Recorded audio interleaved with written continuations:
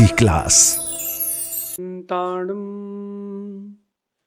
नमो सिद्धाड़म नमो आयरियाणम नमो वज्रायाणम नमो लोये सवसाहुणम।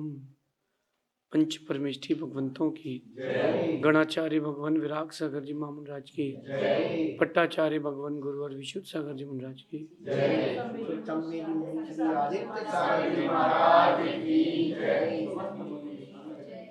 या हम सभी अपने जीवन में सुख और गुणों की अभिवृद्धि के लिए नीति के विषयों का श्रवण कर रहे हैं। नीतिकार आज चर्चा करेंगे शरणागति की। दुनिया में बहुत शरण है, लेकिन सारी शरणों में अगर कोई उत्तम शरण है तो वो है गुरु। जब सारे रास्ते बंद दिखते हैं तब एक रास्ता खुला मिलता है, उसका नाम है गुरु। आप कितनी भी समस्याओं में हो, कितना भी बड़ा दुख हो, वो सारी समस्या, दुख, दर्द, पीड़ा एक जगह आके शांत होती है, उसका नाम है गुरु। गुरु वो ठिकाना है, गुरु वो स्थान है जो शांति भी देते हैं और सुकून भी देते हैं। कई लोग जब समस्या या पीड़ा अधिक हो जाती है तो नशा करते हैं। शराब P low, cigarette P low या और भी कोई व्यसन कर लो, आजकल बहुत साधन हो गए हैं, तो उससे माइंड खाली हो जाता है। लेकिन मैं कहता हूँ कि ये व्यसन आपको भर रहे हैं। खाली होने के लिए एक ही स्थान है, वो है गुरु। क्योंकि गुरु आपको समझते हैं और समझा भी सकते हैं। ज़्यादातर दुनिया के लोग केवल आपका फ़ायदा उठाते हैं। एक गुरु हैं जहाँ आपको फ़ायदा मिलता है। लेकिन इतना ध्यान रखना, सारे रिश्ते आप लकीरों में लेकर के आ सकते हो, और ये भी मान लेना कि कुछ चीज़ों की प्राप्ति के लिए आपको पैसा चुकाना पड़ सकता है, रकम देना पड़ सकती है। लेकिन एक गुरु का रिश्ता है, संबंध है, जो पैसे से नहीं मिलता, भाग्य से मिलता है। और भाग्य से मिलने के बाद आपका निज का परिश्रम है कि उस संबंध को कैसे बना के रखा जाए। आज की नीति में यही कह रहे हैं कि जब समस्याएं अपनी हद पार कर देती हैं, जब आपके सामने सब ब्लैकआउट हो जाता है, कोई रास्ता नहीं दिखता है, तब एक शरण काम आती है, एक प्रकाश की किरण काम आती है, वो होते हैं गुरु। जब समस्याएं हद से पार निकल जाएं तब आप गुरु शरण में जाएं। एक गुरु की शरण है, सिर्फ एक, जिसके पास हर समस्या का समाधान है। माना कि समस्या का समाधान ना मिले तो गुरु की शरण ही समाधान है। मैं इस बात को अनुभूत करता हूँ क्योंकि मैं गुरु भी हूँ और मैं शिष्य भी हूँ। मैंने बहुत बार देखा, जब मेरे जीवन में समस्या आई तो मुझे एक ही समाधान मिला, गुरु। उनके पास बैठो और 95% तो चिल्ड। आप गुरु के पास बैठो और आपकी समस्याओं का समाधान प्रारंभ।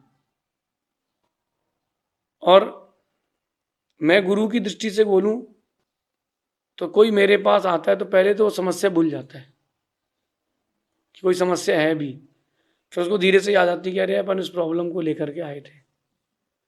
इसलिए सबसे अच्छी कोई शरण है, शरणागति है दुनिया में सबसे उत्तम, तो उसका नाम गुरु है। कुछ बात गुरु की है आज, कुछ बात शिष्यों की है। तो सबसे पहली बात करते हैं गुरु की। गुरु को गुरु होना चाहिए। गुरु का मतलब है वजनदार। गुरु को हमेशा गुरु होना चाहिए, बड़ा होना चाहिए। मतलब उनके पास गुणों का इतना वजन होना चाहिए कि उनको गुरु की उपमा सरल और सहजता से मिल जाए। सहनशीलता होना चाहिए। एक होता है कि सामान्य रूप से किसी ने बोला कि आज से हम आपको गुरु बनाते हैं, आपने कह दिया ठीक है, तुम आज से हमारे चेले हो। ये बहुत सामान्य प्रक्रिया। लेकिन एक बार खोजो कि उस व्यक्ति का भार, उस व्यक्ति का वजन, उस व्यक्ति की समस्या, प्रॉब्लम आप अपने पास रख सकते हो कि नहीं। कठिन है।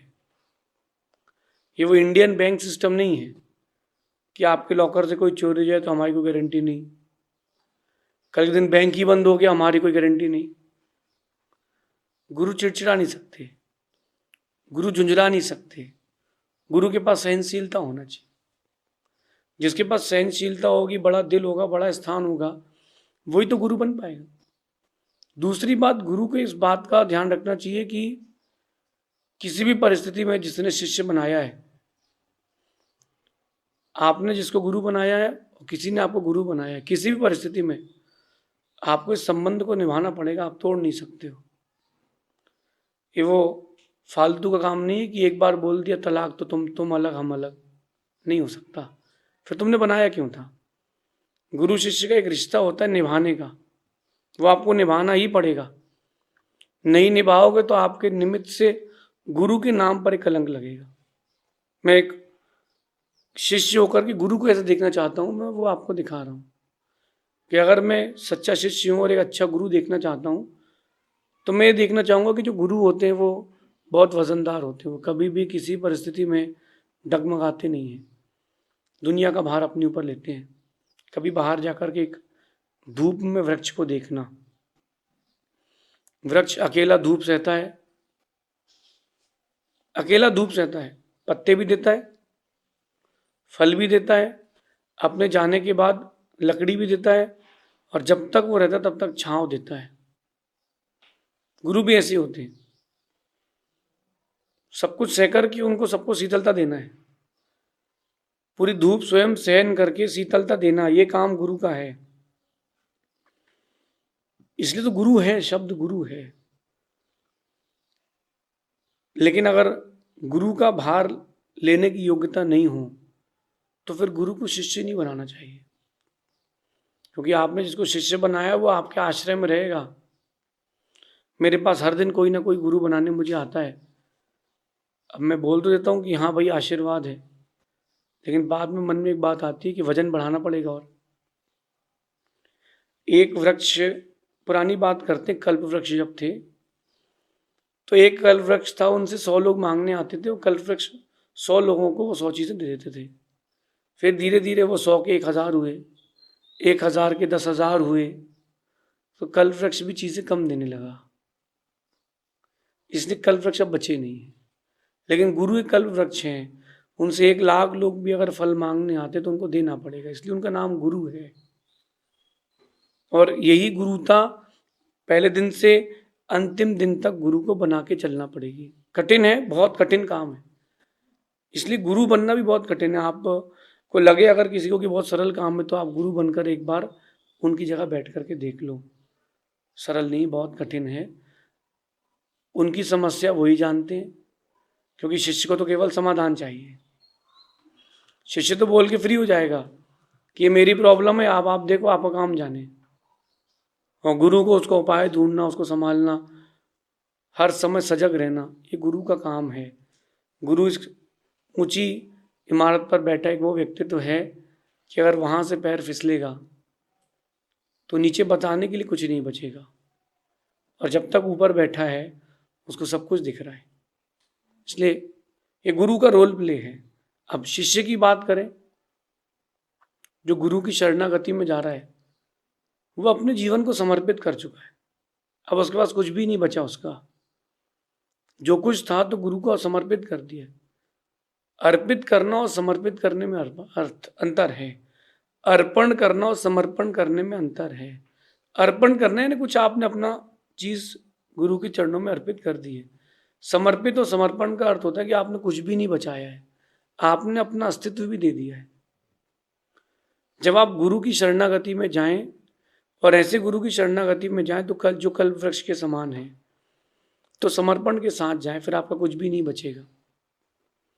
लेकिन उस शरणागति के पास जाने में और शरणागति के जो आ रहा है उस व्यक्ति के बीच में एक अंडरस्टैंडिंग होना चाहिए। जब तक वो अंडरस्टैंडिंग नहीं हो, शरण में मत जाना, तकलीफ बढ़ जाएगी। जब बहुत बड़ी लाइफ की कोई भी समस्या आए तो सबसे पहले गुरु याद आते हैं। लेकिन एक बात बताऊं मैं आपको, गुरु को याद करने का अधिकार उसको ही है जिसने गुरु की तकलीफ में उनको साथ निभाया। जब उनके पास कोई नहीं था तब तुम थे कि नहीं थे? सर्च करो। अच्छे दिनों में तो हर कोई आता है फल तोड़ने के लिए वृक्ष से। जब कोई नहीं था, चिड़िया भी बैठना बंद कर चुकी थी, तब तुमने वहां पानी डाला कि नहीं? खोजो आप। गुरु तो बना लिया और काम पड़े तब आओ, तो फिर गुरु तुम शिष्य नहीं हो। कुछ नहीं भी हो तो भी तुम आए हो, तो ही तुम शिष्य हो, और तभी वो शरणागति तुम्हारे काम आएगी। एक बार सच्ची श्रद्धा के साथ आप समर्पित तो हो जाओ। मैं कहता हूं कि गुरु की वो शरणागति है, तुम्हारी सारी समस्याओं का समाधान पलक झपकने में भी समय लगता है, लेकिन गुरु अगर प्रसन्न हो गए तो सारे काम सहज हो जाते हैं। जब भी कोई जीवन में समस्या आए या समस्याएं हद पार कर जाएं, तो सबसे पहले आप उसी के पास जाते हो जो आपके गुरु हैं।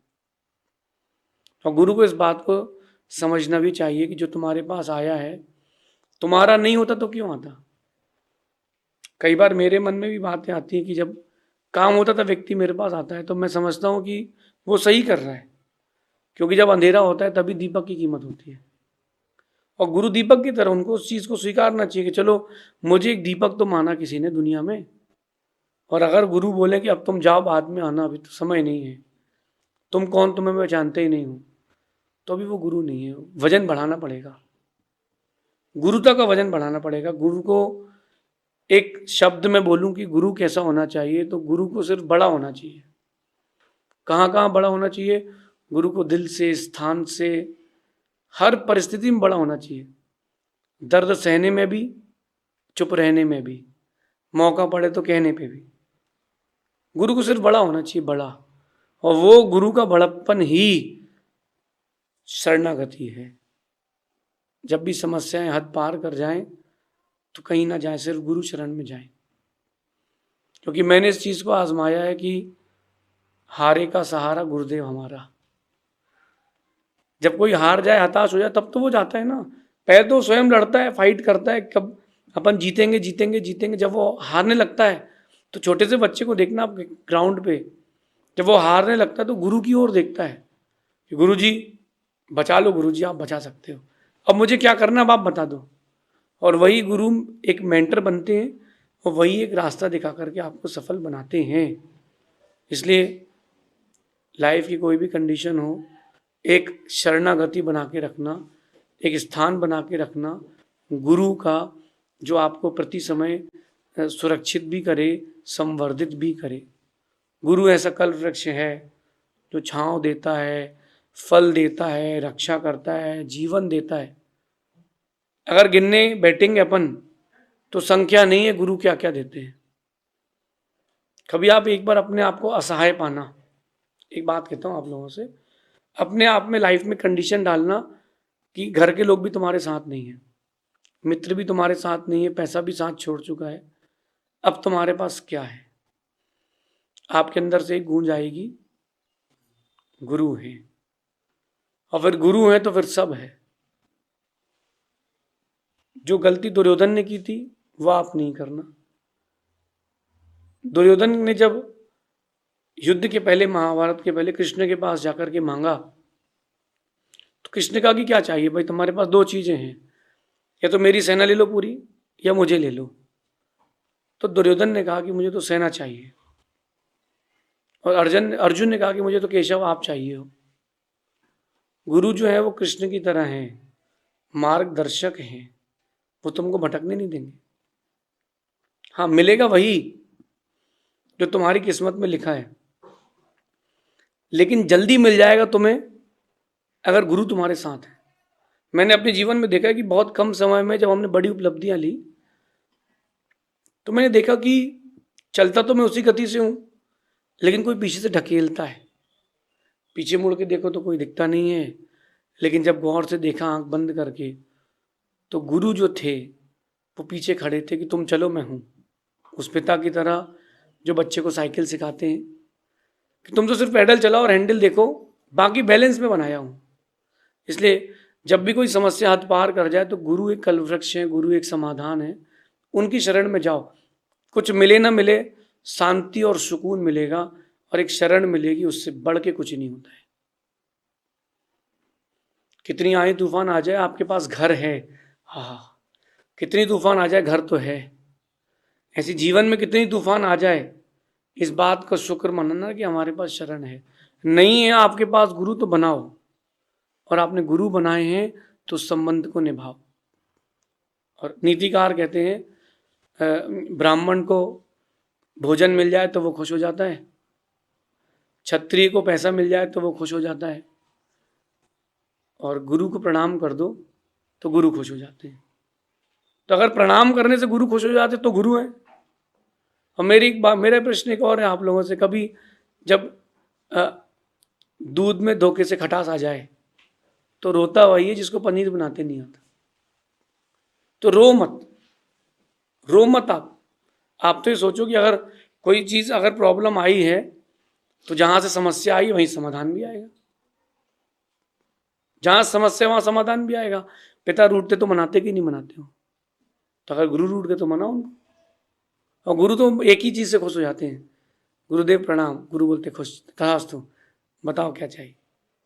ये सच्चे गुरु और सच्चे शिष्य का ये पैमाना है। लेकिन स्वार्थ से शरणागति ना आए, शरणागति प्रेम से आए।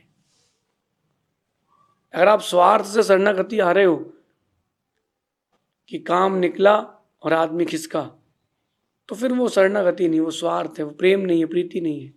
हाँ, आप कितनी बड़ी समस्या लेकर के आओ, गुरु को इतना पता है कि भले ही शिष्य साल में एक बार आए, 10 साल में एक बार आए, लेकिन उसकी आंख में आपकी शरणागति होना चाहिए कि मेरे सिवा आपका कोई नहीं है।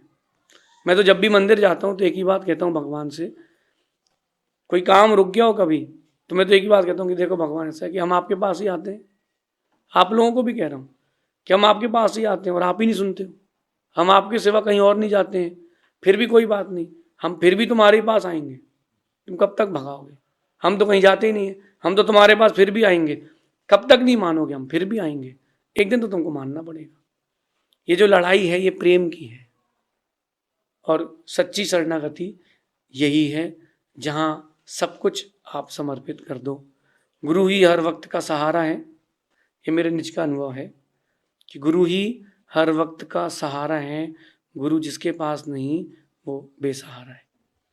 जिसके जीवन में गुरु नहीं है उसका जीवन बेसहारा है।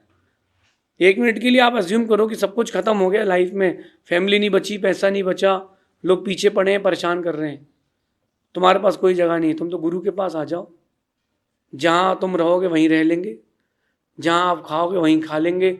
जगह नहीं मिलेगी तो आपके पाटे के नीचे सो जाएंगे, कुछ तो मिलेगा। इससे बढ़ के क्या है? इससे बढ़ के क्या है? वो रथ जिस पर जगन्नाथ बैठते हैं, जगन्नाथ यानी भगवान, जिस रथ पर जगन्नाथ यानी भगवान बैठते हैं उस रथ के चक्के के भी लोग पैर पड़ लेते हैं। तो जिस रथ पर जगन्नाथ बैठे तो वो पूज हो गया ना, तो तुम भी जगन्नाथ के साथ रहो, तुम भी पूजो। ये शेष आगे देखेंगे। भगवान महावीर स्वामी की नीति क्लास।